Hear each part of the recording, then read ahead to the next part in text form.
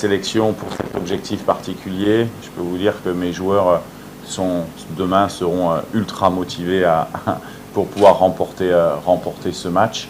Mais voilà, ça sera un match qui va se jouer à pas grand-chose. Quand on regarde les résultats du Sénégal dans la Coupe du Monde, il y a 2 matchs nuls, il y a les derniers matchs à l'extérieur, c'est 3 victoires par simplement un but d'écart.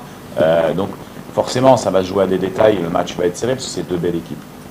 Mais notre détermination, si on n'est pas motivé là, à ce moment-là, quand on est joueur professionnel, il faut qu'on change de métier. Donc là, j'aurais pas de problème de motiver mes troupes. Ça, c'est la première question. Nous, on abordera ce match comme d'habitude. On est à domicile.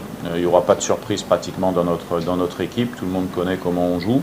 Ça veut dire qu'on a su avoir une identité de jeu à transmettre. Après, nous, on jouera pour gagner ce match, ça c'est sûr. Après, il y aura des paramètres qui seront importants parce que je pense que le Sénégal doit également gagner ici.